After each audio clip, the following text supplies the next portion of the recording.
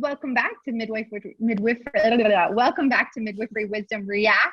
And we are reacting with faux pas and languages. And we have a new member on the team, Leila. Hey, Leila's on our team, and she is a doula. So Bekah is our mama. I'm the midwife, and we've added Leila as a doula. You also happen to be a student midwife, I think. Yes? Mm-hmm. So from these three perspectives, we are going to keep rolling through the YouTube collection of amazing vlogs out there, seeing what you mamas put out as births, home births, birth center births, community-based births, what it's like, even a car birth or two, what it's like to have babies out of the hospital. That's what we're focusing on. We're answering questions. We're diving deep into the hows, the whys, the whats, the wheres, and exploring all the questions that you all have. So if you have a question from today's video, please post it in the section, the comment section below. Let us know what you're thinking. Hit that like button. Definitely hit follow us, subscribe to us, hit the notification bell so you get alerted when we do another vlog reacts video. And today we get the pleasure of watching the most beautiful Christian family of color explore their home birth. I'm so excited. Leila, are you ready for this? I can't wait. Yeah, super ready. And I think I can't wait to hear like more about how we can share and serve not only families, but student midwives and doulas and midwives out there, kind of just learning from what you're seeing and what I'm seeing and Bekah is seeing. It's really for everyone.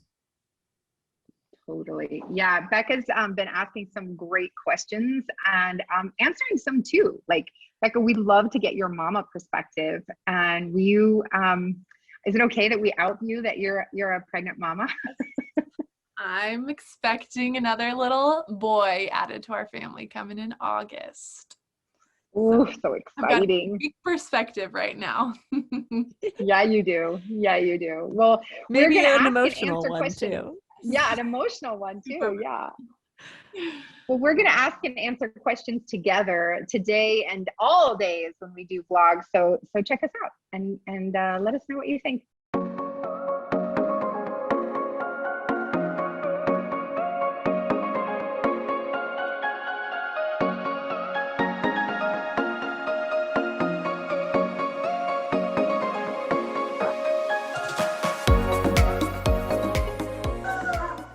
Oh, this one's this year. Oh.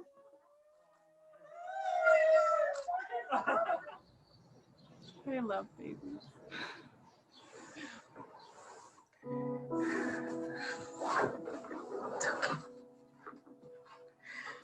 Well, look at this dad. Look, he's like setting up the scene.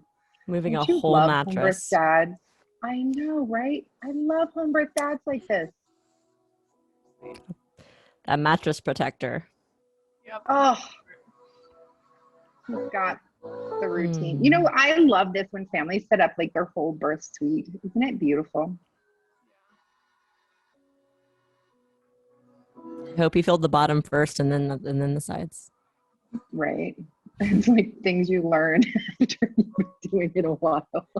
Oh, I love the vibe with the lights. Oh, she's so beautiful. Look at her. She's working through her labor. Do you think that's her mom? That's what it said. That's her mom. Oh, look at her dog. I love it. This is like the beautiful part about home birth. It's like, it's just your life. Yeah. I want to get you guys' feedback on moms in childbirth with their daughters. Like I've felt sometimes there's an interesting quote that says there's only room for one mother in the room. Ooh. And I can't tell you how many times I've seen that, right? Like where like the woman needs to become the mother, and with the mother in the room, there's like something that just holds her back, and mothers tend to be more anxious, and mothers tend to be more worried about their daughters in pain and like putting their own birth trauma on their daughters, especially if they've only had C-sections in the maternal line. And so like I don't know what the rest of this video says, but like watching this mother support her daughter, huge. Huge. Yeah. You know, we talk about this a lot here in India because the cultural experience of mothers being integrated into the process is very, very normal and common here. In fact, so much so that when the woman is expecting at about 2 to 3 months before her due date, she leaves her partner's house and goes back to live with her mother for the whole last part of her pregnancy. And then when she has her baby, and for the first 3, 4, 6 months after the birth, she only lives with her mother. I would go crazy. But it's the cultural tradition here. And so Totally. there, before COVID, it was the mother in the birth room, not the father. Really? Sometimes the father too. But as Indian society is changing and starting to explore, you know, other ways of doing things, going back to a traditional way, or actually preferring some of the Western ways of being connected to your partner during the birth process, more and more partners are involved in the birth process, and the mothers are being kind of kicked out of the process, especially because COVID, there are these requirements that you can only have one partner with you. Yeah. And so we've had requests for mothers to sit in the waiting room, for mothers to please be there anyway, mothers who sit in their cars outside the birth center waiting for the birth because they're so distraught at being removed from the process. And when India's rates were so low a couple months ago, we were letting moms come as well. And we explored this question too of like, can there only be one mother in the room? What happens when she's overlaying her trauma and that sort of stuff? And it really makes a difference how much that mother has done her work, how much she has explored her own process, how much she trusts birth, how she birthed herself. These are all those major influences, right? I had my mother at my first birth, which I remember feeling that like shift when like she was no longer the mother, and it came from me telling her no. Like that was the rite of passage. She was like doing something, I was like, no, stop. And I was like, oh, I'm the mom. Control. Right.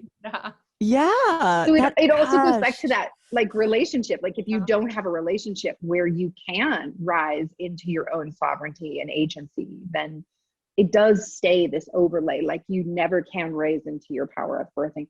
It reminds me of that great scene in that documentary, These Are My Hours. Do you remember that? There's this beautiful scene when she's in labor in the living room and the fire is crackling and she's just starting to really get active and strong. And she looks up and her mother's just sitting across the room knitting. And she has this great quote about how like, my mother knew it was time to let me be the mother. So beautiful. Yeah. So it kind of goes back to like inviting the right people to your space. And is your mother going to be available to do that for you? Right. Like you said, have they done the work? Bekah, you like, I know you're expecting and you are also have had birth as well. Did you have your mother in the space? Like, what was that like for you? It's way too far removed for me. Yeah. So P.S. My mom was a midwife and I definitely did not have her at my birth. I was like, hell no. Mom. So mine was a very interesting discussion and almost battle with my first, because no one in my family has had a home birth. It's been hospital births. Like that's just how it goes. It was not even ever really a discussion. And my mom actually had a really good friend who had lost a baby in a home birth. So my mom was honestly traumatized by that. That was her only experience with home birth. So when her only daughter with her first baby is like, I'm gonna have a home birth, understandably so, she kind of freaked out a little bit. And so it was, it was literally up to like weeks before my baby came that she never voiced this to me afterwards. She told me after he was born, she's like, I was truly scared that you were going to die. Like that's just what she thought was going to happen, that I was going to die, that my baby was going to die. And she came to my birth. She didn't get there till I was in transition. So I was gone. I didn't even know that she was there. So maybe that helped me. but there's pictures from my birth, and she's just sitting in the corner just like this, and I can just tell she's like, she's praying. She's praying. Yeah. She was praying her heart out. And there's videos at the very end when I'm pushing where she's just brushing my hair out of my face and just like being so loving. And I had like, my birth was like for her because it was just perfect. Everything went smoothly and perfectly. And she walked out of there and she's like, your midwife is a genius. Like, she's incredible. And we're using the same midwife. And it was like not a question that we were going to have a home birth. And she's like, yeah, you're having a home birth and it's going to be perfect.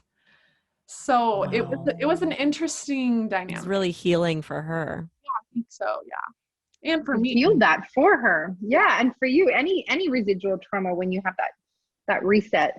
Wow. That's so beautiful, Bekah. Oh, cool. So yeah, I just wanted to, those were a lot of dynamics. My mother did with her trauma, because my mother tried to have me at home. Mm-hmm. And after 6 days of labor, went and had a classical cesarean in a rural hospital.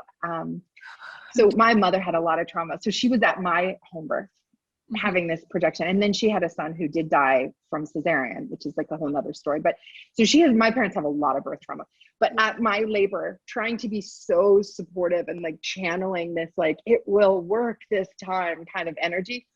But she like had all this nervous energy that she had a legal pad. My mom's a writer. So she had this legal pad and she wrote down the time that every single contraction started and stopped for 3 days. Wow. I had a 3-day labor and I have pages and pages and pages of every contraction. That was her like version of dealing with the stress. I didn't know that she was doing it in the time, thank God, because if I knew that she was keeping track of every second of my labor, I would have been like, it would have felt longer. Yeah, but she did that and gave it to me later. And I was like, oh my God, Mom, you had to deal with your stress. It's so amazing. You know, it's really, really amazing to watch mothers help their daughters become mothers. More often than not, it's not really easy. Mm-hmm. You know, I've had a mother call 911 during a home birth because she believed her daughter should be in the hospital. Me too. Oh, me too.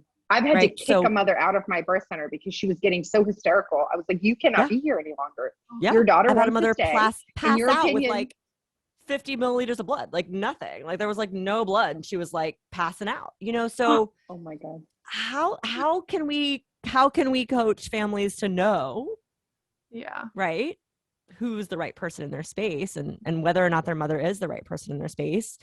I think asking that question about their previous birth experiences, their philosophy about birth, whether they believe in the same, how they were born, how if they have the same beliefs as the birthing person and trust in the process and the body, great. One thing that I've always done over the years is that I've required anyone that you're inviting to your birth to attend your 36-week visit dry run. And so at that 36-week visit, it's been 2 hours, always 2, 3, 4 hours. And I have this long checklist of questions that goes through all the what if, all the plan B, all the plan C, complications, emergencies, techniques. And I kind of purposefully make it confronting. Like, I don't want to make it scary, but I want to make it confronting so that the people planning to attend that birth, first of all, get that I am the expert, bringing all the tools of the trade, and I know how to make these calls. But second of all, so that they are kind of shocked into asking the questions that might have been laying dormant so that they don't come up in labor. That's been my technique all along. Yeah. I invite them to, as a doula, I invite them to our last visit, which is kind of like a birth rehearsal, but it's really like role playing birth. And a lot of it is me acting out transition, different scenes. I love that. And pushing and postpartum and things like that. And like seeing like the ghosts in the room, they're like look and being like, that's a wild animal on the floor. Yes. It's awesome. Like, we're okay with normal. That. They're like, it's normal. So I think that's a good idea. It's like talking with your family, talking with the person that you're going to invite and asking and speaking to your team about bringing the right people in. And I love can't wait to labor see theater. more about, I can't wait to see more labor about theater this mom brings it. here. Isn't that interesting? Did you know there's a Christian hypnobirthing app? Look at that. There's like apps for everything.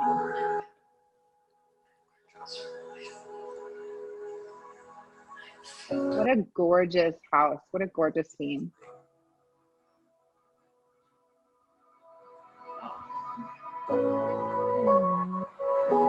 Look at her Laborland eyes. I was just my gosh. She's got the eyes. Yeah.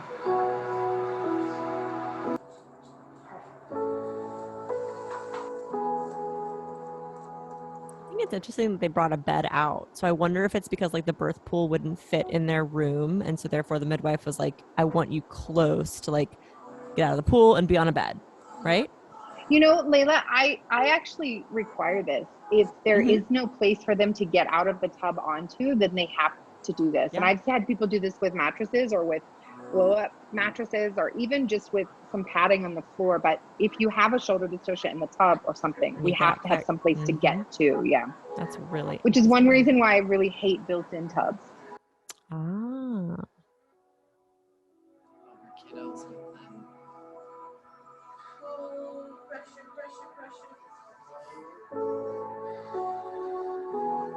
So you see her like dancing and moving, like she can't even help herself.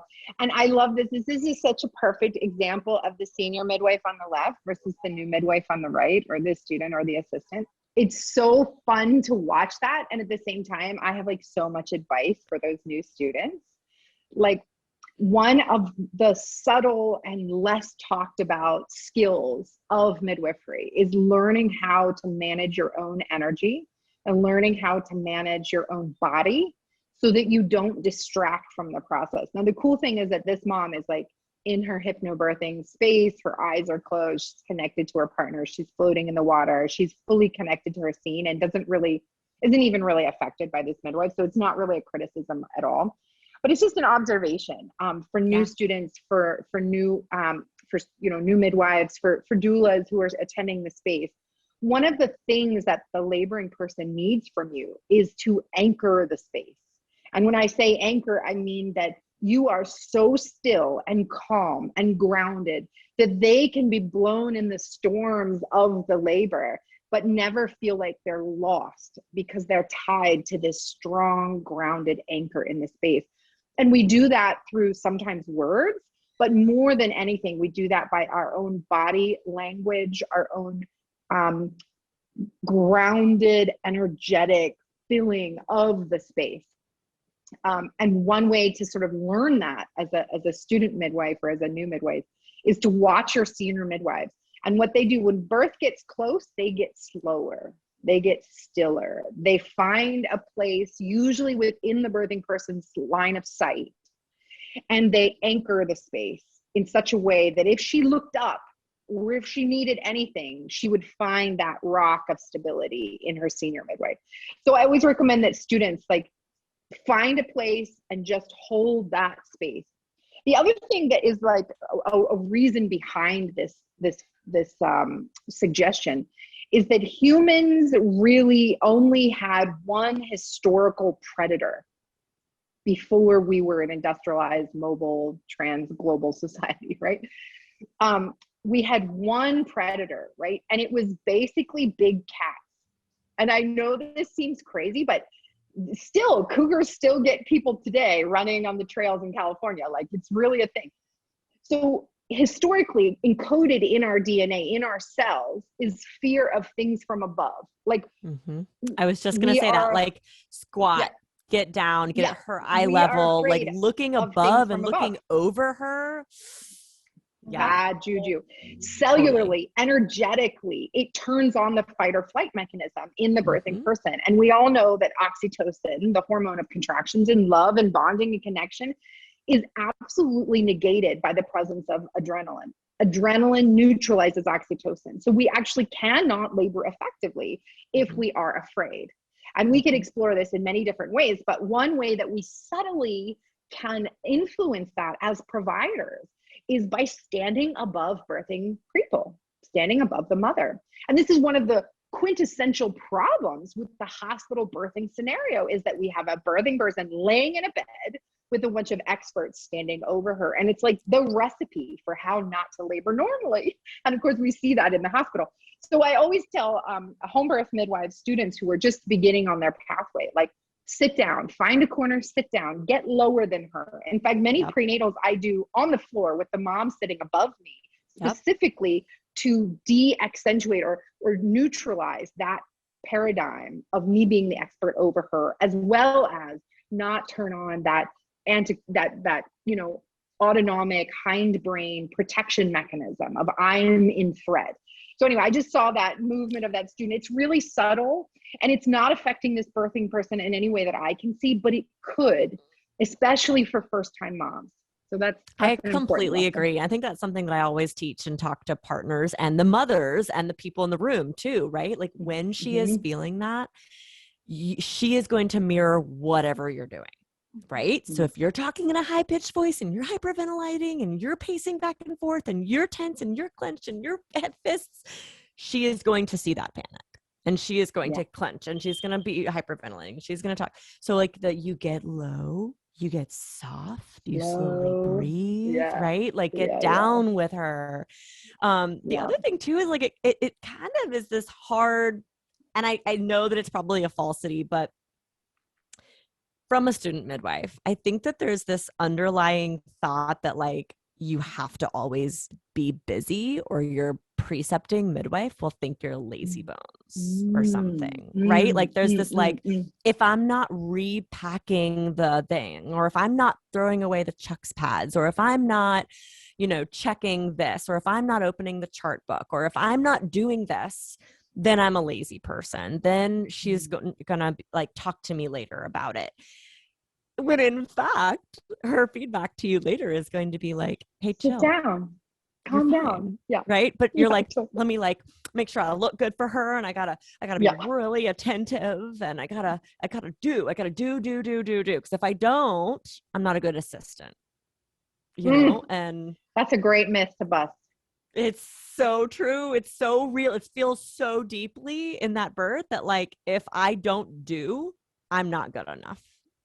Where does that belief come from? I mean, we could explore that a little bit, but do you want some personal growth classes today, or are we talking birth video? Yeah, I think that like, that's a long one. And like, heck, I don't know what the rest of this video is going to look like, but that's a long one. I mean, even in talking to other students, like we have a history of some serious hazing in midwifery, where we need to make it harder for students because it was hard for us. And we need to abuse students because we were abused. And so the hard thing is, as a very advanced preceptor and midwife that you are, your feedback to her is, hey, get low, get soft, let her do her thing. Everything is okay.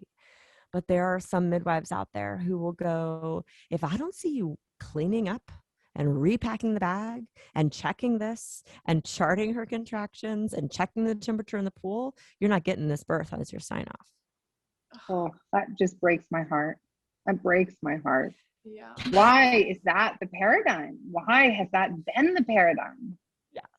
So it's gotta see it from both sides, right? Like it's a problem, but yeah, it's a problem. But that's the internal midwife problem. That's the senior midwife who has not gotten low and slow with herself, so she can't even do it with her clients or her students. And that's a whole nother topic. Whole nother topic. Roll it.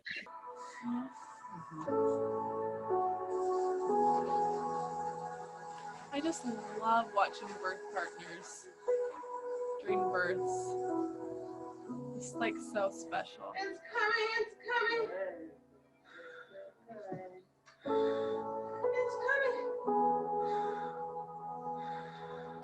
She's so tuned in. Look at her. That student midwife is still rocking. Maybe she's the photographer.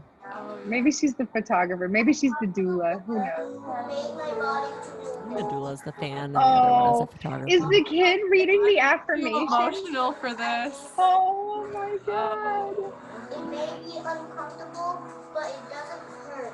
It may be intense, but there is no pain in Jesus' name. Raise a son right. With the, Oh, Seriously. power that Oh, from our Heavenly Father.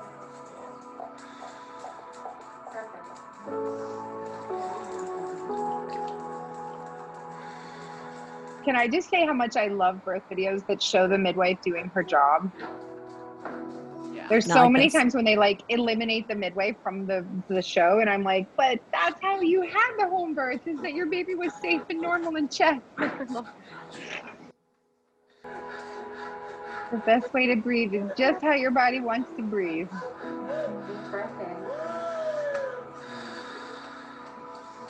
Jesus, you're my strength. You're my strength. You're my strength. You're my strength, Lord.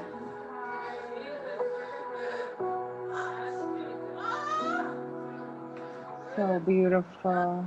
It's a baby.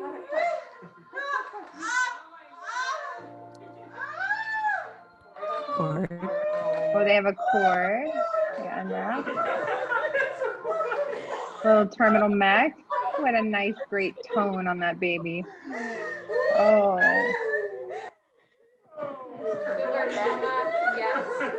Grandma's still fanning. Oh.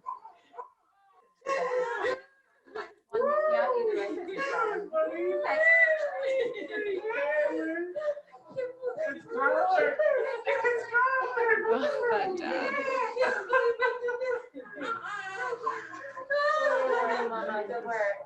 Oh, you're amazing.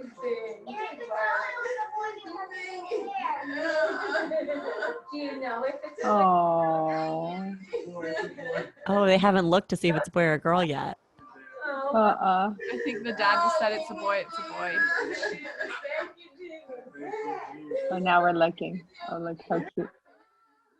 how you want it? Look at it. There's not a drop of blood in the pool. That means she didn't tear. That's The fantastic. placenta hasn't maybe released yet. Hasn't detached yet, and there's no tear. Look at those little eyes. Oh, so cute. So much hair. My baby was bald as can be. Really? Oh yeah. That's so That's what's up. precious. Mama feeding mama. Yeah. This is a beautiful birth, you guys. Oh, that's Oh, Look at that look cheesy at baby. the little squishy. Looks like just under 8 pounds, like maybe 7-12, I guess. We'll have to check You out. cracked me up. Yes, I bet you are. Hey, you got to flex your skills somewhere, right?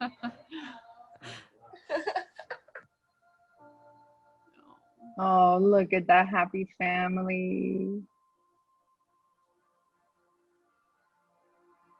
Oh, the little heart.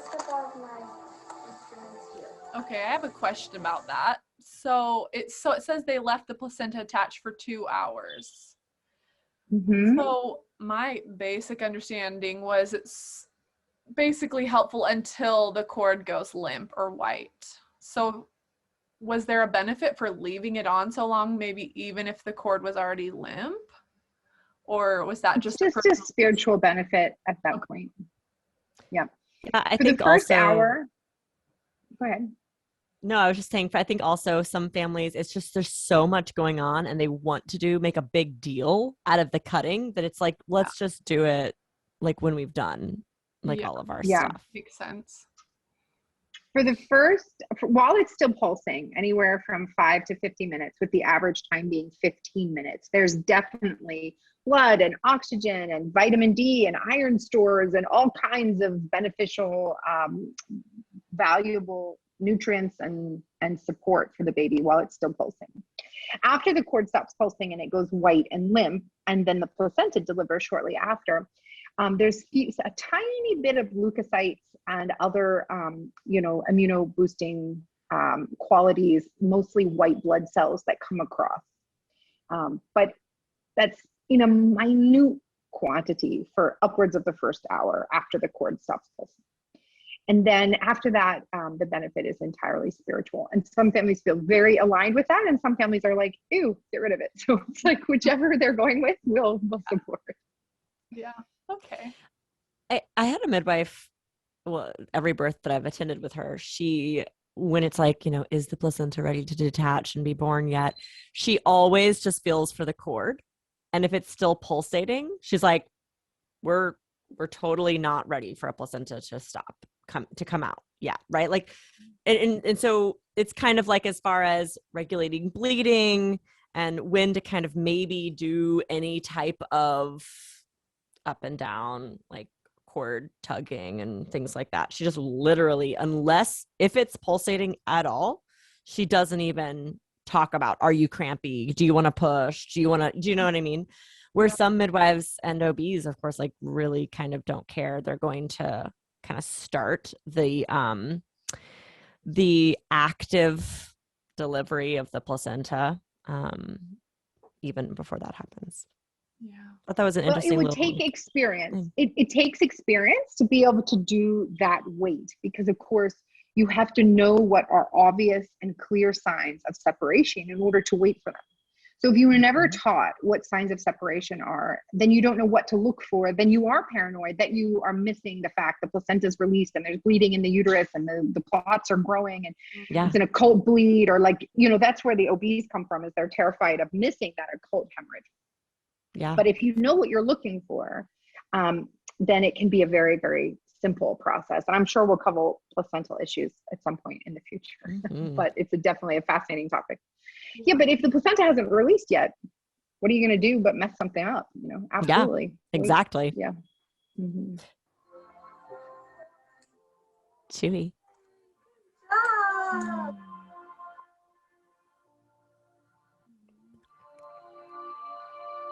I think I know this midwife. Of course you do. Is that Kim? Let me see her face. Let me see if I can see her. She looks a lot like Kim. I think she is Kim Luter in Massachusetts. 8-2. It is Kim. It's my midwife friend Kim. Oh my God, I just noticed that. Was it 8-2? Uh-huh. She said 7-2 or 8. Oh, I don't remember. I thought she said 8-2. Well, I was a few ounces off. Oh, that skin. To be precise, 4 ounces off. So I wonder what her other births were like. Yeah, me too. I'm really interested if it was like hospital birth or cesarean. I don't think cesarean. I mean, I can't really see, but it just seemed like she just said this was one of the most amazing and supernatural, which also for faith-based families, the book Supernatural Childbirth, if you haven't like read it or recommended it, has been a huge game changer for faith-based families who are looking to have a pain-free, you know, home birth. She just kind of said this was the most supernatural experience. I just wonder if she did that book too. That is beautiful. That's so beautiful. Look at that cutie pie. Kyler. Ooh, that's a cool name. That is a cool name. Protector of people. Protector of people. Cool. Wow. How lucky are we to get to watch these gorgeous families welcome their babies? That was fun. What was your takeaway from this birth? Like, if you had a mama sitting in front of you, what would you tell them about that you learned from this birth, or that they could learn from this birth?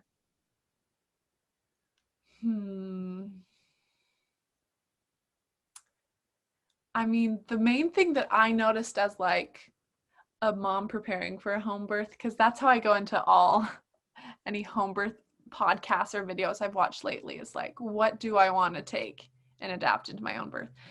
And I don't know if it was like the really nice music, but it just was like peace, just like I felt like I could breathe through it, and she was just in control, and everyone was just like, like if it was a body motion, it would just be like slow and steady and smooth. Yeah, love that. She did a lot of preparation. Oh, for sure. A lot of preparation, right? Like, she was prepared with her Christian hypnobirthing app. She obviously did some type of, breathing, childbirth education. They knew where to put the pool. They knew their affirmations were hung. They moved the mattress. The dad and the mom put the mattress protectors on. You know what I mean? Like, she had the kids lined in clothing that was going to match. She hired a birth team and a birth photographer and a videographer. There was a lot of preparation that went into this birth. And that makes all the difference. Knowing what you're up against, but also envisioning what you want. And having that come to fruition. Obviously, birth is unpredictable and we can't plan everything. But I had someone have a consult with me and they said to me, I just don't want to have a C-section. I was like, dream bigger. Oh, yeah. You can have so much more than just not a C-section. Like, what else? What does it smell like? What does it look like? What does it sound like? What does birth taste like? Where are you? What color is the room? What's hanging on the walls? Who is there with you? What does it feel like when your baby crowns? Where are you going to be laying when you put them on your chest? Like, dream. Or are you going to be standing? Bigger. Like, are you going to be standing? Like, position. And it's okay maybe to be on your hands and knees and not standing where you dreamed you would be, but like, dream it, plan it, prepare for it all. She did so much preparation, and it was obvious in the way that she hired the right team, set up the space, and rocked her birth. Rocked her birth. That was so beautiful. My comment would be about connection and surrender. She was connected to her space, to her partner, to her mother, to her kids, to her midwives. And she just let go. And God, exactly. And she just let go. And I say this all the time. I've written about it many times.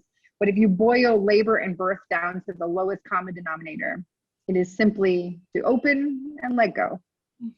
She opened to the process, and boy, did she let go so perfectly, so beautifully. She didn't squeeze, hold on, fight, let fear be the ruler. She just let go. It's so beautiful. Thanks for reviewing that with me, guys. It was See you on awesome. the next one.